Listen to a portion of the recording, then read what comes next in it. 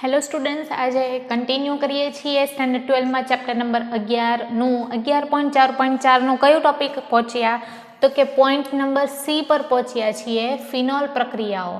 તો ફિનોલની પ્રક્રિયાઓ આપણે આલ્કોહોલ જોઈ લીધું છે. આલ્કોહોલમાં આપણે કયું કયું જોયું છે તો કે આલ્કોહોલમાં આપણે OHની સાથે સાથે CO બંધ તૂટે છે એ પણ જોઈ લીધું છે. તો હવે નેક્સ્ટ આપણે જોઈએ ફિનોલ. તો ફિનોલમાં પણ રાસાયણિક પ્રક્રિયામાં નંબર 1 ઉપર આવેલું છે ઇલેક્ટ્રોન અનુરાગી એટલે કે એરોમેટિક વિસ્થાપન. આપણે ઇલેક્ટ્રોન અનુરાગીમાં કયા છે તો કે બે આપેલી છે, નાઇટ્રેશન પ્રક્રિયા આપેલી છે અને બ્રોમિનેશન પ્રક્રિયા આપેલી છે. તો સૌથી પહેલાં 11થમાં શીખી જ ગયા છીએ કે નાઇટ્રેશન શું છે, બ્રોમિનેશન.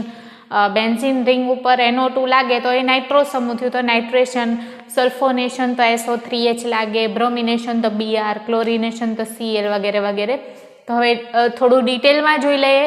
ઇલેક્ટ્રોન અનુરાગીમાં નાઇટ્રેશનમાં ફિનોલ લેવાનું છે આપણે, કારણ કે આપણે ફિનોલની પ્રક્રિયા જોઈએ છીએ. ખ્યાલ જ છે કે NO2 ગ્રુપ માટે આપણે જો મંદ HNO3 નાખીએ તો આપણને ઓર્થો અને પેરા નાઇટ્રોફિનોલ મળવાના છે. આ પહેલા નંબરની પ્રક્રિયા છે. સેકન્ડ પ્રક્રિયામાં અહીંયા આ ફર્સ્ટ નંબર છે, આ સેકન્ડ મેં કન્ટિન્યુ કર્યું છે કે મંદની જગ્યાએ તમે જો સાંદ્ર નાઇટ્રિક એસિડ ઉમેરશો તો આપણને 2,4,6 ટ્રાઇનાઇટ્રોફિનોલ એટલે કે પિક્રિક એસિડ મળવાનું છે. તો આ બે પ્રક્રિયા જોઈ લીધી આપણે. નાઇટ્રેશન અને નાઇટ્રેશનમાં કઈ જોઈ તો કે મંદ નાઇટ્રિક એસિડ ઉમેરશો તો ઓર્થો અને પેરા નાઇટ્રોફિનોલ મળશે, અને જ્યારે આપણે સાંદ્ર નાઇટ્રિક એસિડ ઉમેરશું તો આપણને પિક્રિક એસિડ એટલે કે 2, 4 અહીંયાથી 1, 2, 3, 4, 5, 6 તો આપણને 2, 4, 6 ટ્રાઇનાઇટ્રોફિનોલ મળવાનું છે. તો બોર્ડ પર જોઈ લ્યો. ઓકે, નેક્સ્ટ પ્રક્રિયા આપણી બ્રોમિનેશન પ્રક્રિયા છે, જે IMP છે, પૂછાઈ છે બ્રોમિનેશન પ્રક્રિયા. આ ખાસ કે બ્રોમિનેશનમાં કાર્બન ડાયસલ્ફાઇડ લેવાનું છે. કાર્બન ડાયસલ્ફાઇડ અને ડાયબ્રોમાઇડની હાજરીમાં 273 કેલ્વિન તાપમાન એટલે ઘણું જ ઓછું તાપમાન કહેવાય સ્ટુડન્ટ્સ. એટલે કે બરફની હાજરીમાં પણ તમે લખી શકો. તો બરફની હાજરીમાં કાર્બન ડાયસલ્ફાઇડ અને ડાયબ્રોમાઇડ ઉમેરવાથી આપણને ઓર્થો બ્રોમોફિનોલ અને પેરાબ્રોમોફિનોલ મળે છે. ઓકે, એમાં જો આપણે 3Br2 આ નંબર 1 હતું, આ નંબર 1 પ્રક્રિયા, આ નંબર 2 પ્રક્રિયા કે જો આપણે ફિનોલમાં શું ઉમેરીએ 3 મોલ Br2 ના ઉમેરીએ તો આપણને 2,4,6 ટ્રાઇબ્રોમોફિનોલ મળે છે. તો આ બંને પ્રક્રિયા આપણી બ્રોમિનેશનની થઈ ગઈ. બે પ્રક્રિયા આપણી પાસે નાઇટ્રેશનની થઈ ગઈ. બંનેમાં ઓર્થો અને પેરા નાઇટ્રો અને બ્રોમો મળે છે. 2,4,6 ટ્રાઇનાઇટ્રો પણ મળે છે, 2,4,6 ટ્રાઇબ્રોમોફિનોલ પણ મળે છે. તો ટોટલ આપણી પાસે 4 પ્રક્રિયા થઈ ગઈ.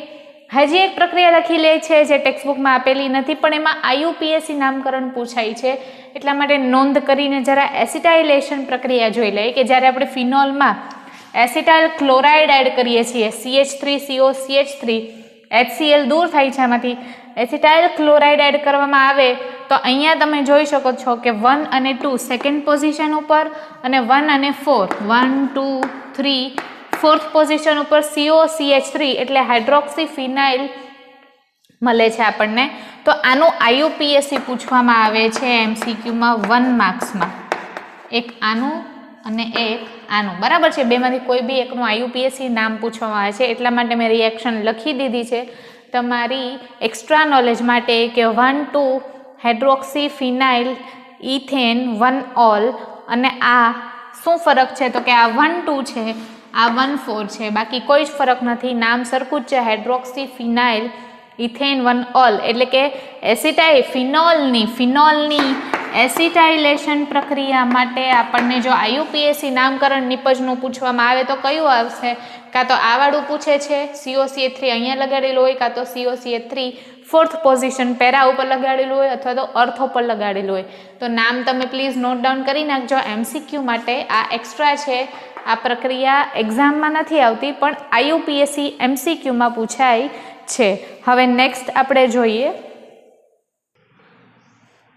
ઓકે સ્ટુડન્ટ્સ, તો નેક્સ્ટ આપણે કોલ્બે પ્રક્રિયા જોઈએ. આપણે ફર્સ્ટ પ્રક્રિયા જોઈ લીધી છે ઇલેક્ટ્રોન વિસ્થાપન પ્રક્રિયા, ઇલેક્ટ્રોન અનુરાગી વિસ્થાપન પ્રક્રિયા જોઈ લીધી. નંબર 2 ઉપર જોઈએ કોલ્બે પ્રક્રિયા. અહીંયા જોઈ શકો છો કે ફિનોલ લીધું છે, સોડિયમ હાઇડ્રોક્સાઇડ લીધું છે.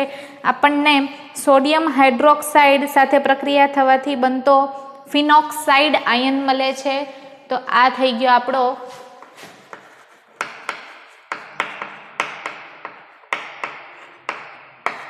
Phenoxide ion. બરાબર. હવે એમાં કાર્બન ડાયોક્સાઇડની હાજરી લેવામાં આવે છે તો ઇલેક્ટ્રોન અનુરાગી એરોમેટિક વિસ્થાપન પ્રક્રિયા થાય છે. CO2 જેવા નિર્બળ ઇલેક્ટ્રોન અનુરાગી પ્રક્રિયક સાથે ઇલેક્ટ્રોન અનુરાગી વિસ્થાપન પ્રક્રિયા કરી ઓર્થો હાઇડ્રોક્સી બેન્ઝોઇક એસિડ બરાબર મુખ્ય નિપજ તરીકે આપે છે, જેને આપણે 2 હાઇડ્રોક્સી બેન્ઝોઇક એસિડ અને સેલિસિલિક એસિડ નામ આપીએ છીએ. આ મળ્યું આપણને આપણું સેલિસિલિક એસિડ. ખ્યાલ આવી? તો આ કોલ્બે પ્રક્રિયા થઈ. નંબર 2 રિમલ ટીમાન પ્રક્રિયા આપણે જોઈ લઈએ. ક્લોરોફોર્મની હાજરીમાં CHCl3 અને જલીય NaOH ની હાજરીમાં આપણને મધ્યવર્તી આયન મળે છે. એ મધ્યવર્તી આયન જે મળે છે સંકીર્ણ બરાબર, એમાં ફરીથી આપણે NaOH સોડિયમ હાઇડ્રોક્સાઇડ નાખીએ તો આલ્ડીહાઇડ સમૂહવાળું મળે છે. આગળ એમાં જલીય વિભાજન કરાવતા પ્રોટોનની હાજરીમાં આપણને સેલિસાલ્ડીહાઇડ મળે છે. તો એ તમે એકવાર જોઈ લ્યો. સેલિસાલ્ડીહાઇડ જ્યાં અહીંયા Na હતું એની જગ્યાએ H આવી જાય છે. તો હું રીડ કરું છું. ફિનોલની સોડિયમ હાઇડ્રોક્સાઇડની હાજરીમાં ક્લોરોફોર્મ સાથેની પ્રક્રિયાથી બેન્ઝીન ઓર્થો સ્થાનમાં આલ્ડીહાઇડ સમૂહ દાખલ થાય છે. આ પ્રક્રિયાને રિમલ ટીમાન પ્રક્રિયા કહે છે. મધ્યવર્તી સંયોજન વિસ્થાપિત બેન્ઝાઇલ ક્લોરાઇડ આલ્કલીની હાજરીમાં જળ વિભાજન પામી સેલિસાલ્ડીહાઇડ આપે છે. આ પ્રક્રિયા પૂરી થઈ. હવે ફિનોલની ઝિંક રજ જોઈ લઈએ કે ફિનોલમાં ઝિંક ડસ્ટ ઉમેરવાથી આ જે ડસ્ટ એટલે કે પાવડર ફોર્મમાં હોય છે ઝિંક, તો આપણને બેન્ઝીન અને ઝિંક ઓક્સાઇડ મળશે. ખ્યાલ આવ્યો? બેન્ઝીન અને ઝિંક ઓક્સાઇડ મળશે. સિમ્પલ પ્રક્રિયા છે, ડિફિકલ્ટ નથી. પછી ઓક્સિડેશન પ્રક્રિયા એટલે હંમેશા હવાની હાજરી તો રહેવાની જ છે. હવાની હાજરીમાં Na2Cr2O7 અને સલ્ફ્યુરિક એસિડ ઉમેરવાથી આપણને બેન્ઝોક્વિનોન મળે છે ફિનોલમાં. તો આ 5 પ્રક્રિયા હતી ફિનોલની રાસાયણિક પ્રક્રિયાઓ, ફિનોલ બનાવ્યા બાદની રાસાયણિક પ્રક્રિયાઓ કે જેમાં આપણને અલગ અલગ નિપજ મળે છે. તો આ ફિનોલની પ્રક્રિયા પૂરી થઈ. હવે આપણે ઈથર સંયોજનો જોઈએ. 11.5 પૂછાવાનું નથી એક્ઝામમાં એટલે આપણે એ સ્કીપ કરીએ છીએ. અને હવે આપણે જઈએ છીએ 11.6 ઈથર સંયોજનમાં.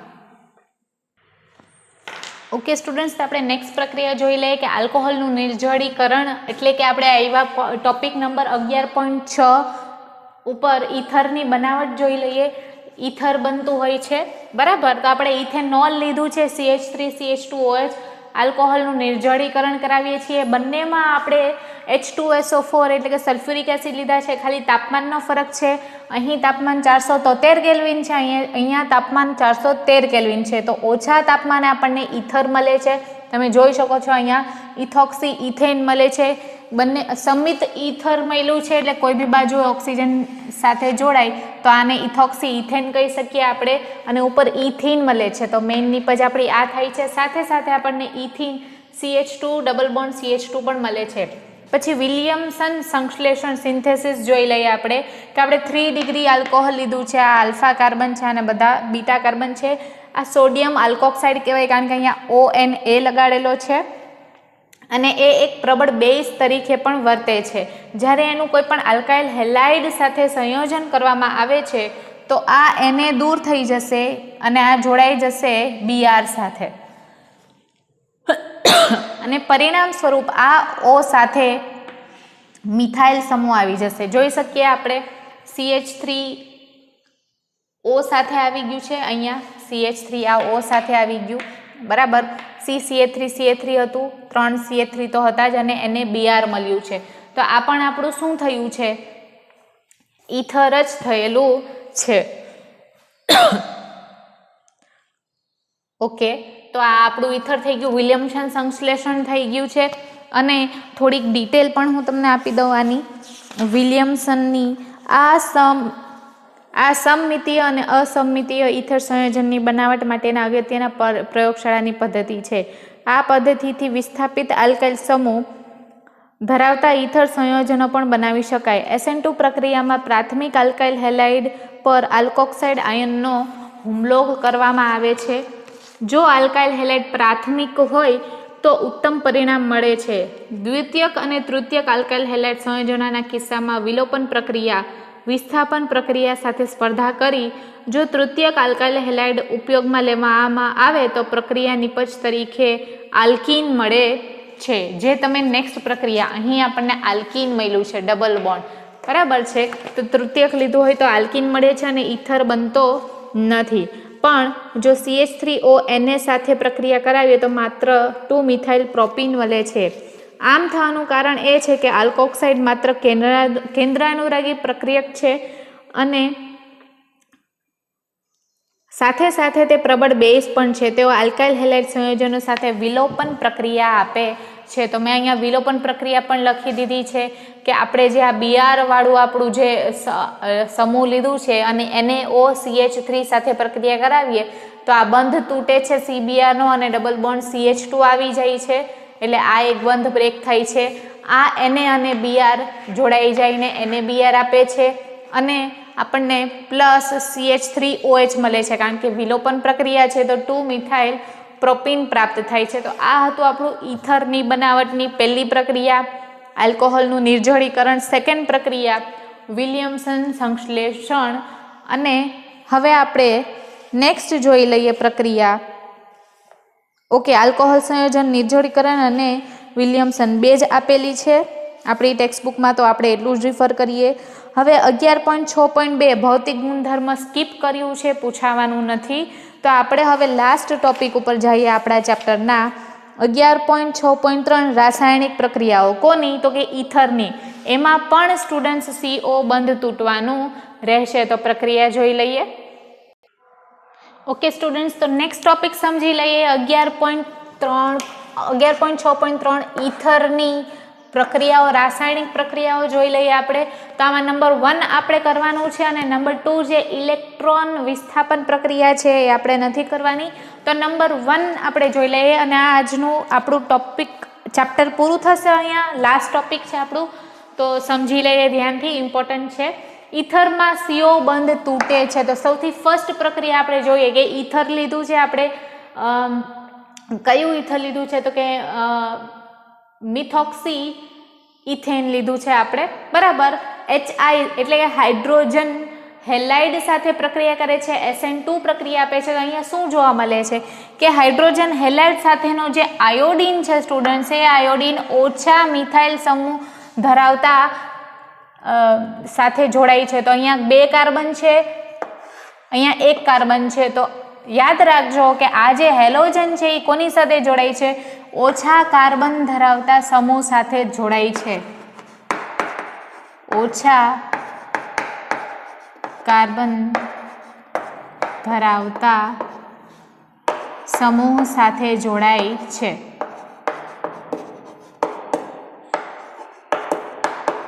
બરાબર છે. તો અહીંયા આપણે જોઈ શકીએ કે CH3I કમ્બાઈન થયું છે અને CH3O ક્યાં જતું રહી છે? O આ ઓક્સિજન સાથે જતું રહી છે, જેના સ્વરૂપે આપણને આલ્કોહોલ મળે છે, ઇથેનોલ CH3CH2OH.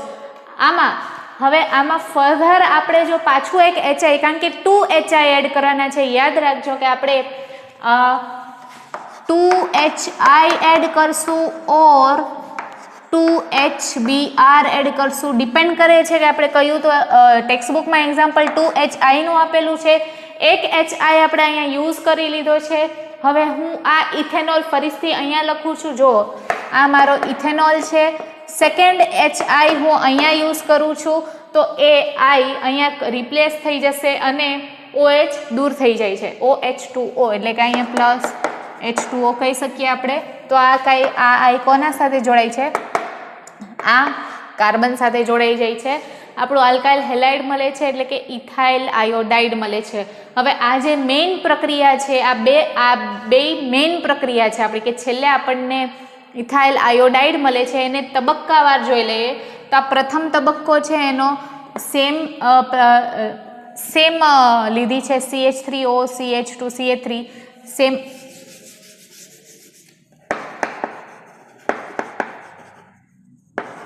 તમને કન્ફ્યુઝન ના થાય કે આ પ્રક્રિયાને મેં તબક્કાવાર સમજાવું છું।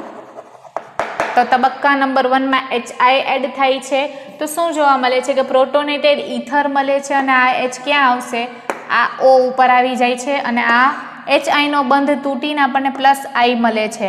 આ તબક્કા નંબર 1 છે। હવે તબક્કો 2 સેકન્ડ હું સ્ટેપ વાઇઝ સમજાવું છું। તબક્કા નંબર 2 માં શું જોવા મળે છે તો કે આ CH3 અને આ I કમ્બાઈન થઈ છે, કારણ કે મેં તમને સમજાવ્યું છે કે હેલાઇડ કોની સાથે જોડાય છે તો કે ઓછા કાર્બન ધરાવતા સમૂહ સાથે જોડાય છે। તો એ આ CH3 સાથે જોડાય અને આપણને મળશે CH3I અને ઇથેનોલ, બરાબર છે। આ તબક્કા નંબર 2 પૂરો થયો ક્રિયાવિધિનો। તબક્કા નંબર 3 હું અહીંયાથી શરૂ કરું છું। ધીસ ઇઝ તબક્કા સ્ટેપ 3। ઇથેનોલ લીધો +HI, I કોની સાથે જોડાશે, અહીંયા જોડાશે અને આ H2O સ્વરૂપમાં દૂર થઈ જશે। તો આ આપણી ક્રિયાવિધિ હતી। શું હતી? ક્રિયાવિધિ હતી 3 તબક્કા વાઇઝ 1, 2 ને આ હતું તબક્કા નંબર 3। પણ મેઇન હું તમને એ જ સમજાવવા માંગુ છું કે આપણો જે હેલોજન છે એ 1 ડિગ્રી અને 2 ડિગ્રી ઈથર લીધું હોય આપણે તો એ ઓછા કાર્બન ધરાવતા સમૂહ સાથે જોડાશે અને આપણને ઇથાઇલ આયોડાઇડ આપશે। હવે હું 3 ડિગ્રી લઈ લઉં છું, બરાબર। 3 ડિગ્રી, કારણ કે આ કાર્બન સાથે 1, 2 ને 3 કાર્બન જોડાયેલા છે તો આ 3 ડિગ્રી ઈથર લીધું છે મેં। અહીંયા નિયમ બદલાઈ જાય છે। અહીંયા જે આપણો હેલોજન છે એ કોની સાથે જોડાશે તો કે વધારે કાર્બન ધરાવતા સમૂહ સાથે જોડાશે, એટલે અહીં અટેચ થવાનો છે। 3 ડિગ્રી ઈથર માં I અથવા તો Br હેલોજન વધારે કાર્બન ધરાવતા સમૂહ સાથે જોડાશે।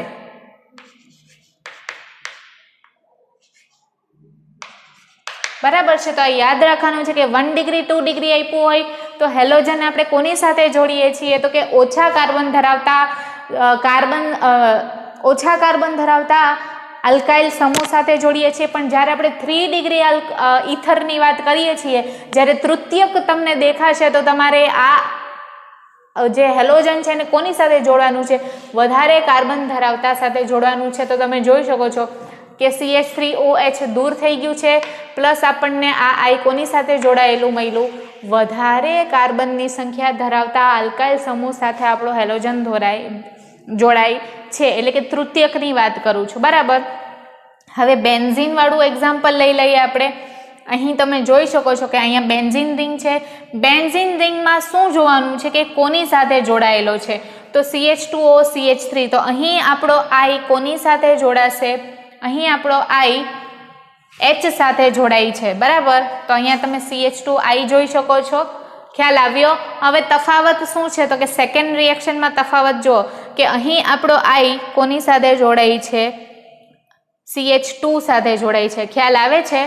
તો તમને આમાં પણ હું તમને એક પોઈન્ટ લખાવી દઉં છું બેન્ઝીન રિંગવાળામાં કે બેન્ઝીન સાથે સીધો ઓક્સિજન જોડાયેલો હશે ત્યાં હાઇડ્રોજન આયન જોડાય છે, બરાબર છે। બેન્ઝીન રિંગ સાથે જો સીધો ઓક્સિજન જોડાયેલો હશે તો ત્યાં H આયન આવશે।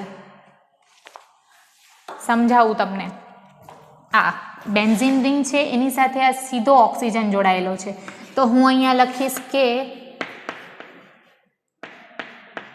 બેન્ઝીન સાથે સીધો ઓક્સિજન, આ બેન્ઝીન સાથે સીધો ઓક્સિજન જોડાયેલો હોય તો ત્યાં H આયન લાગશે। H આયન જોડાઈ છે. પરિણામ સ્વરૂપ જોઈ લ્યો, આ બેન્ઝીન રિંગ છૂટી પડી છે એનો O, તો એ O સાથે શું આવ્યું? આપણું H આવ્યું છે. આ વસ્તુ યાદ રહી આપણને કે જ્યારે બેન્ઝીન રિંગ સાથે સીધો ઓક્સિજન હશે તો એ O ની સાથે H જોડાઈ છે. અને નેક્સ્ટ પોઈન્ટ કે જ્યારે બેન્ઝીન સાથે કાર્બન જોડાયેલો હોય તો ત્યાં આયોડાઇડ આવશે. બેન્ઝીન રિંગ સાથે જ્યારે કાર્બન જોવા મળે, ફોર એક્ઝામ્પલ બેન્ઝીન રિંગ આ વાળી છે, બેન્ઝીન સાથે કાર્બન હોય તો ત્યાં આઈ જોડાશે. ચાલો જોઈએ બેન્ઝીન રિંગ સાથે અહીંયા શું જોડાયેલું છે. આ ફર્સ્ટ એક્ઝામ્પલમાં આ બેન્ઝીન રિંગ સાથે કાર્બન જોડાયેલો છે, તો જ્યારે કાર્બન હોય તો તમારે ત્યાં હેલોજન લગાડવાનું છે. આ CH2 આખું જ છે, એક જ સેકન્ડ. આ બેન્ઝીન રિંગ સાથે CH2 છે, પણ બેન્ઝીનની બાજુમાં કોણ જોડાયેલું છે? તો કે કાર્બન છે. તો જ્યારે કાર્બન હોય તો ત્યાં તમારે આઈ લગાડવાનો છે. અને જ્યારે બેન્ઝીન રિંગ સાથે અહીંયા પણ બેન્ઝીન રિંગ સાથે CH2 છે, કાર્બન છે, તો ત્યાં શું લાગશે?